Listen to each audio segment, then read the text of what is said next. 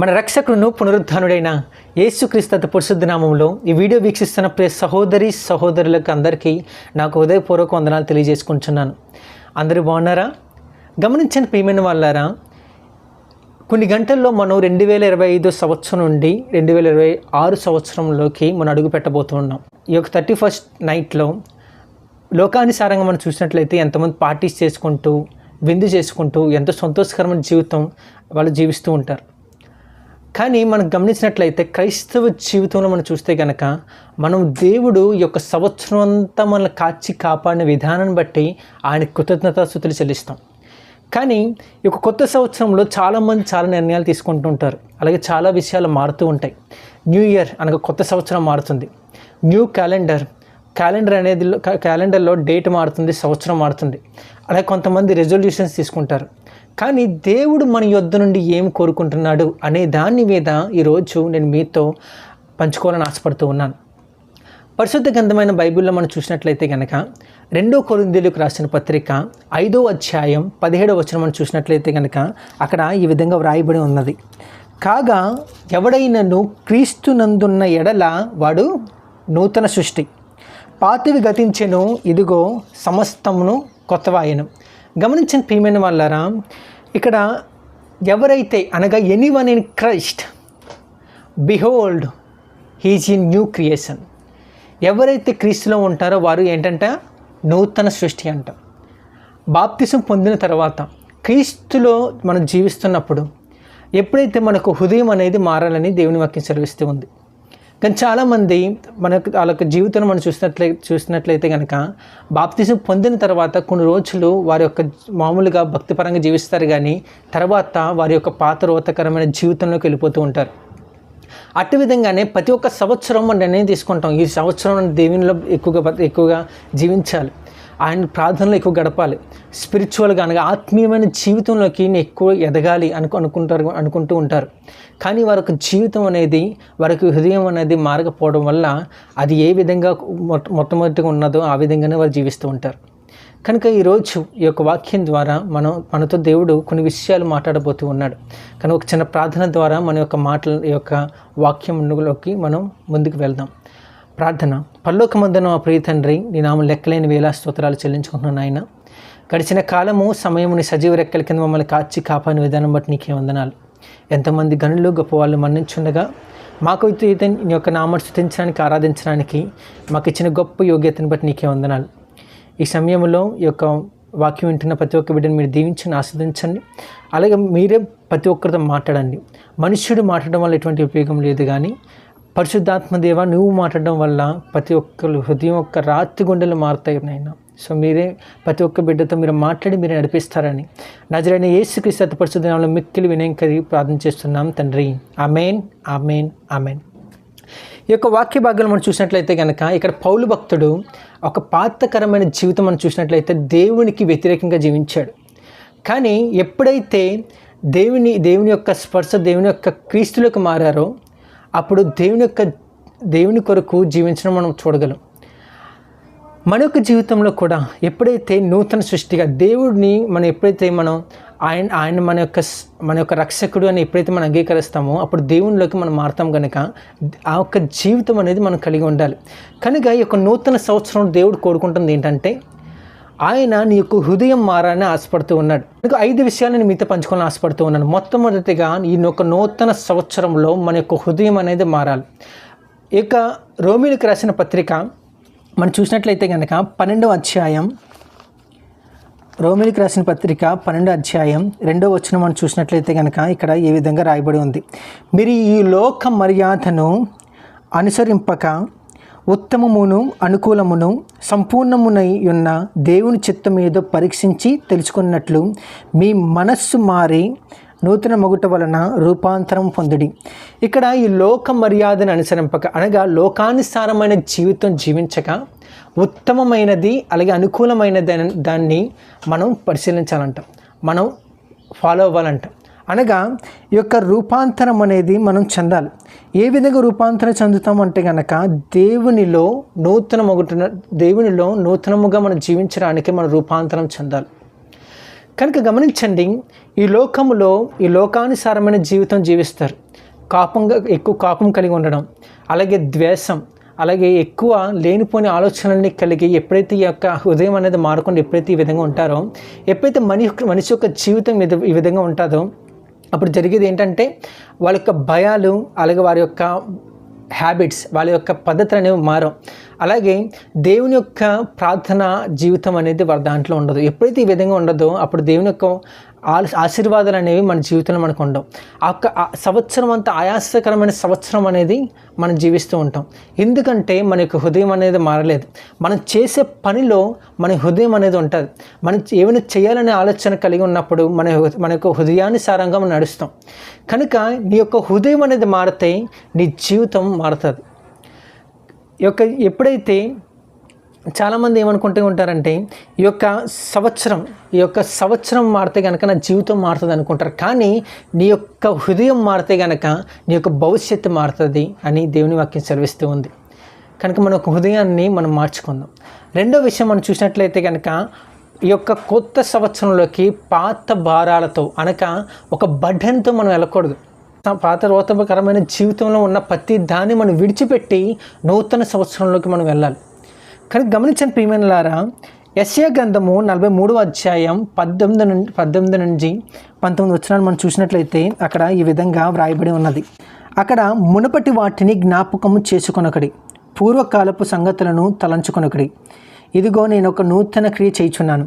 గమనించండి, నీ యొక్క పాతకరమైన జీవితం అనగా ఈ యొక్క గడిచిన సంవత్సరంలో నీకు జరిగిన ప్రాబ్లమ్స్ అన్నిటిని, అలా నీకున్న బాధలన్నింటినీ, అది ఫైనాన్షియల్గా కానీ జాబ్ విషయంలో కానీ ఏవి నీ యొక్క పాతకరమైన ఈ యొక్క బాధని బర్డెన్ని తీసుకొని నూతన సంవత్సరంలోకి వెళ్ళకూడదు. ఎందుకంటే దేవుడు సమస్తమును నూతనపరుస్తూ ఉన్నాడు ఆయన. కానీ ఇప్పుడు కాలంలో మనం చూసినట్లయితే కనుక వారు ప్రతి ఒక్క చింత అనేది వారి మీద వేసుకొని వారు నడుస్తూ ఉన్నారు. దేని వాక్యం సెలవిస్తుంది, నీ చింత యావత్తు ఆయన మీద మోపినట్లయితే నీ భారము యెహోవా మీద మోపము, ఆయన వాటిని సమస్తమును తీసివేస్తాడు.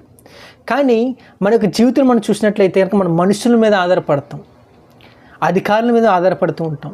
కానీ దేవుని మీద ఆధారపడకుండా, దేవుని మీద మన చింత వేయకుండా మన యొక్క జీవితం నడిచినట్లయితే మన యొక్క ప్రాబ్లమ్స్ అని ఎప్పటికీ తీరం. ఎందుకంటే దేవుణ్ణి నువ్వు నీ యొక్క జీవితంలో ముందు పెట్టకుండా నీ యొక్క స్వబుద్ధిని అనగా నీ యొక్క ఆలోచన, నీ యొక్క హృదయాన్ని ముందు పెట్టి నడుస్తున్నావు. కనుక మొట్టమొదటిగా మనకు ఈ కొత్త సంవత్సరం మొట్టమొదటిగా మన హృదయం మారాలి. రెండవదిగా మన యొక్క జీవితంలో మన యొక్క భారాన్ని అనగా మన యొక్క గడిచిన సంవత్సరపు ఒక భారాన్ని మనం పట్టుకొని మనం నడకూడదు అని దేవుని వాక్యం సెలవిస్తూ ఉంది. సో అందుకే వాక్యం సెలవిస్తుంది ఏంటంటే, God can change your future, but you have to left your past. Then only God is going to bless you in this new year. Hallelujah. So మూడో విషయం మనం చూసినట్లయితే కనుక ఆయన మన యొక్క వెళ్ళే దారిని అనగా మన యొక్క దిశను మార్చబోతూ ఉన్నాడు. ఈ యొక్క నూతన సంవత్సరంలో ఆయన దిశను మార్చినప్పుడు మన యొక్క మన యొక్క స్వబుద్ధి ఆలోచనలు బట్టి మనం ముందుకెళ్తే కనుక మన యొక్క జీవితంలో ఫలించలేం. ఎప్పుడైతే ఒక పరిశుద్ధ గ్రంథమైన బైబిల్ నుండి మీకు ఒక భక్తుని జ్ఞాపకం చేయాలని ఆశపడుతూ ఉన్నాను. ఆయన పేరు ఏంటంటే కనుక యోనా. ఈ యొక్క యోనా జీవితం మనం చూసినట్లయితే కనుక ఆయన అమిత్తయి కుమారుడైన యోనా ఒక దైవజనుడిగా ఉన్నాడు. ఆయనకు ఎప్పుడైతే తండ్రి అయిన దేవుడు సెలవిస్తాడో, నీవు నినివే పట్టణానికి వెళ్ళి వారు చేస్తున్న అతిక్రమణను బట్టి, వారు చేస్తున్న ఒక దుర్గతిని బట్టి వారికి హెచ్చరించు అని చెప్పేసి ఎప్పుడైతే అంటారో, ఈ యొక్క యోనా భక్తుడు ఏం చేస్తాడంటే ఆ యొక్క నినివే పట్టణానికి కాకుండా తర్షీషు పట్టణానికి అనగా ఆయన యొక్క ఉద్దేశపరంగా ఆయన వెళ్తాడనమాట. దేవుని యొక్క ఉద్దేశం కాకుండా ఆయన యొక్క సొంత ఆలోచన బట్టి వెళ్తాడు. వెళ్ళడం వల్ల వచ్చిన ప్రాబ్లమ్స్ ఏంటి అని మనం చూస్తే కనుక ఆయనకు అన్యుల ద్వారా మాట పడాల్సి వచ్చింది. అలాగే ఎంతో భయం సంభవించింది. అలాగే తుఫాన్ అనేది వచ్చింది, ఒక సముద్రంలో పాడవేయడం జరిగింది. ఇవన్నీ ఎందుకు వచ్చినాయి అంటే వారి యొక్క స్వతహా ఆలోచనల ద్వారా వెళ్ళడం వల్ల. అలాగే ఈ యొక్క సంవత్సరంలో నీ యొక్క ఆలోచన చెప్పుని కాకుండా నువ్వు చేసే ప్రతి పనిలో దేవుని మీద ఆధారపడి ఎప్పుడైతే నడుస్తావో దేవుని యొక్క ఆశీర్వాదాలను నీ జీవితంలో చూస్తావు. దేవుని ఉద్దేశం కాకుండా నీ సొంత ఉద్దేశంలో నడిస్తే కనుక దేవుని ఆ యొక్క బాధలు, సమస్యలు, ఆ యొక్క తుఫాను అనగా నీ యొక్క జీవితంలో జరిగే ఒక కష్టాలు, శోధనలు అన్నిటికీ సాదృశ్యం. కనుక నీ యొక్క జీవితంలో మనం చూడాల్సింది ఏంటంటే కనుక ఆ కష్టాల తరంగా నువ్వు వెళ్ళకుండా ఉండాలి అనుకుంటే కనుక దేవుని యొక్క ఉద్దేశ పరంగా నువ్వు వెళ్ళాలి. దేవుని యొక్క ఉద్దేశం ఏ విధంగా తెలుసుకోవాలి అని అంటే కనుక నీ యొక్క ప్రార్థన జీవితం ద్వారా. ఎప్పుడైతే నువ్వు ప్రార్థనలు ఎక్కువ ఉంటావో దేవుడు తన యొక్క వాక్యం ద్వారా, తన యొక్క దైవజనుల ద్వారా, తన యొక్క ప్రార్థనలో నీతో స్వయంగా మాట్లాడడం ద్వారా ఆయన యొక్క ఉద్దేశాన్ని తెలియపరుస్తాడు. కనుక ఆ ఉద్దేశానుసారంగా నువ్వు వెళ్ళవచ్చు. 4వ పాయింట్ మనం చూసినట్లయితే కనుక ఈ యొక్క న్యూ ఇయర్లో, ఈ కొత్త సంవత్సరంలో చాలామంది కొత్త నిర్ణయాలు తీసుకుంటూ ఉంటారు. ఎంతోమంది న్యూ రెజల్యూషన్ తీసుకుంటూ ఉంటారు. కానీ దేవుడు కోరుకుంటుంది ఏంటంటే కనుక సమర్పణ కలిగిన జీవితాన్ని ఆయన కోరుకుంటూ ఉన్నాడు. నీలో ఈరోజు ఈ సమర్పణ అనేది ఉన్నదా? ఎప్పుడైతే నువ్వు బాప్తిసం పొందిన తర్వాత, ఎప్పుడైతే నీ యొక్క జీవితం అనేది ఉన్నదో, ఎప్పుడైతే నువ్వు ఏమైతే సమర్పణ తీసుకున్నావో, సమర్పణ కలిగి నువ్వు నడుస్తున్నావా అనేది మనం ప్రశ్న వేసుకోవాలి. ఈ యొక్క సమర్పణ కలిగిన జీవితంలో మనం చూస్తే కనుక ప్రతి ఒక్కరు నిర్ణయాలు తీసుకుంటారు. వాళ్ళు కొత్త సంవత్సరం దాటిన తర్వాత వెంటనే ఒక 10 రోజుల నుంచి 12 రోజుల తర్వాత ఆటోమేటిక్గా వారి యొక్క పాతకరమైన జీవితంలోకి వెళ్ళిపోతారు. ఎందుకంటే వాళ్ళు నిర్ణయం తీసుకున్నారు కానీ సమర్పణ కలిగిన జీవితం అనేది వాళ్ళ దాంట్లో లేదు. ప్రతి ఒక్కరు ఏం చేస్తారంటే కనుక వారి యొక్క సమర్పణ లేని జీవితం కనుక వారు ఒక పనుల మీద, వాళ్ళ మీద, వీళ్ళ మీద నిందలేస్తూ ఉంటారు. నేను ఇలా చేద్దాం అనుకున్నాను, చేయలేకపోయాను, అలా చేద్దాం అనుకున్నా చేయలేకపోయాను. ఎందుకంటే వాళ్ళ సమర్పణ జీవితం లేదు. వారు చేద్దాం అనుకున్న ఆ విషయంలో వారు ముందుకు వెళ్దామన్న ఆలోచన లేదు, కానీ వాళ్ళు ఆలోచిస్తారు కానీ ముందుకు వెళ్ళరు. కనుక ఈరోజు నీ యొక్క జీవితంలో ఏదైనా నువ్వు చేయాలనుకుంటే మొట్టమొదటిగా దేవుని మీద సమర్పణ కలిగిన జీవితం అనేది నీలో ఉండాలి. ఎప్పుడైతే మనం సామెతల గ్రంథము 16వ అధ్యాయం 3వ వచనం మనం చూస్తామో, సామెతల గ్రంథము 16వ అధ్యాయం 3వ వచనం ఇక్కడ ఈ విధంగా రాయబడి ఉంది: నీ పనుల భారము యెహోవా మీద నుంచుము, అప్పుడు నీ ఉద్దేశములు సఫలమగును. ఎప్పుడైనా నువ్వు సమర్పణ కలిగి జీవించాలని నువ్వు ఆశపడుతూ ఉన్నావో, నీ యొక్క పనులు అనేవి ఎవరి మీద ఆధారపడాలంటే దేవుని మీద. నీ యొక్క పనుల భారం అనేది దేవుని మీద వేయాలి. దేవుని మీద వేయకుండా నీ సొంత ఆలోచనలు బట్టి, నీ యొక్క సొంత ఉద్దేశాలను బట్టి నువ్వు ఎప్పుడైతే నడుస్తావో నీ యొక్క జీవితంలో మనం ఫలించలేం. కనుక ఈ యొక్క వాక్య భాగంలో సెలవిస్తున్న మాట ఏంటంటే, నీ యొక్క జీవితంలో నువ్వు ఆశీర్వదింపబడాలన్నా, ఈ కొత్త సంవత్సరంలో నీలో ఏమైనా change, if you want to see any change in your life, you have to సమర్పణ కలిగిన జీవితం అనేది నువ్వు కలిగి ఉండాలి. కనుక 5వ విషయం మనం చూసినట్లయితే కనుక దేవుడు మన యొద్ద నుండి ఏమి కోరుకుంటున్నాడు. ఈ యొక్క కొత్త సంవత్సరంలో నువ్వు ఆశీర్వదించబడాలి అని నువ్వు అనుకుంటే కనుక దేవుడు మన యొద్ద నుంచి ఏమి కోరుకుంటున్నాడు అనే ఉద్దేశాన్ని నువ్వు తెలుసుకున్న వారిగా నువ్వు ఉండాలి. 1 సమూయేలు 15వ అధ్యాయం 22వ వచనంలో మనం చూసినట్లయితే కనుక అక్కడ ఈ విధంగా వ్రాయబడి ఉంది. 1 సమూయేలు గ్రంథము 15వ అధ్యాయం 22వ వచనం: అందుకు సమూయేలు తాను సెలవిచ్చిన ఆజ్ఞను ఒకడు గైకొనుట వలన యెహోవా సంతోషించినట్లు ఒకడు దహన బలులను అర్పించుట వలన ఆయన సంతోషించిన. ఆలోచించము, బలులు అర్పించుట కంటే ఆజ్ఞను గైకొనుట మంచిది. కనుక ఎప్పుడైతే పొట్టేళ్ళ క్రొవ్వు అర్పించుట కంటే మాట వినుటే శ్రేష్టము. దేవుని యొక్క బలులు అర్పించడం కాదు. చాలామంది ఏం చేస్తారంటే వాళ్ళ యొక్క టాలెంట్స్ని, వాళ్ళ యొక్క శక్తిని దేవుని కొరకు పరిచర్య కొరకు వేంచేస్తూ ఉంటారు. కానీ దేవుడు కోరుకుంటుంది ఏంటంటే ఆయన ఆజ్ఞను గైకొనడం, ఆయన విధేయత కలిగి జీవించడం అనేది దేవుడు కోరుకుంటూ ఉన్నాడు. విధేయత లేకుండా నువ్వు ఎన్ని బలులు అర్పించినా, ఎన్ని దశమ భాగాలు ఇచ్చినా, ఎన్ని చేసినా అంతా వ్యర్థమే. ఎందుకంటే దేవుని మాట ఎప్పుడైతే మనం విధేయత కలిగి మనం అనుసరిస్తామో, ఆయన యొక్క ఉద్దేశానుసారంగా మనం నడుస్తామో, అప్పుడే దేవుని యొక్క కార్యాలు అనేవి మనం చూస్తాం. అప్పుడే మన యొక్క దేవుని యొక్క ఉద్దేశం అనేది మనకి తెలుస్తుంది. దేవుని యొక్క ఉద్దేశం తెలియకుండా ఎప్పుడైతే నువ్వు విధేయత కలిగి ఉండకుండా నువ్వు ఎప్పుడైతే జీవిస్తావో మన యొక్క జీవితంలో మనం ఫలించలేం. కనుక ఇక్కడ దేవుని వాక్యం సెలవిస్తుంది ఏంటంటే,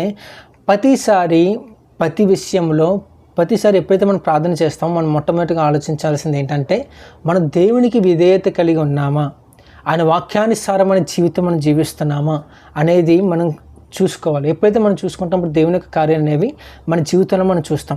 కనుక ఈ యొక్క కొత్త సంవత్సరంలో దేవుడు మనకు అనుగ్రహిస్తున్న ఆశీర్వాదకరమైన వచనాన్ని ఈరోజు దేవుడు మనకు చూపించబోతున్నాడు. అదేంటంటే విలాప వాక్యములు 3వ అధ్యాయం 23వ వచనం మనం చూసినట్లయితే కనుక అనుదినము నూతనముగా ఆయనకు వాత్సల్యత పుట్టుచున్నది, నీవు ఎంతైనా నమ్మదగిన వాడు. వాత్సల్యత అనగా అనుదినము ఆయన మనను ఆయన కృపతో దయాకిరీటముతో ఆయన వాత్సల్యతతో మనం నింపుతూ ఉన్నాడు. ఆయన యొక్క వాత్సల్యత ఉంటే, ఆయన యొక్క కృప ఉంటే చాలు, మన యొక్క జీవితంలో ఏది మనకు అక్కర్లేదు. ఎందుకంటే ఆయన యొక్క ఉచితమైన కృప ద్వారానే ఈ యొక్క సంవత్సరం అంతా మనల్ని కాపాడి ఉన్నాడు. ఆయన ఆ యొక్క కృప లేకుంటే మనము వ్యర్థలమే. ఎందుకంటే గమనించండి, ఈ యొక్క గడిచిన సంవత్సరంలో ఎన్నో ప్రయాణాలు మనం చేసాం, ఎన్నో యాక్సిడెంట్లు మనం చూసాం, ఎంతోమంది తెలిసిన వాళ్ళు మరణించారు.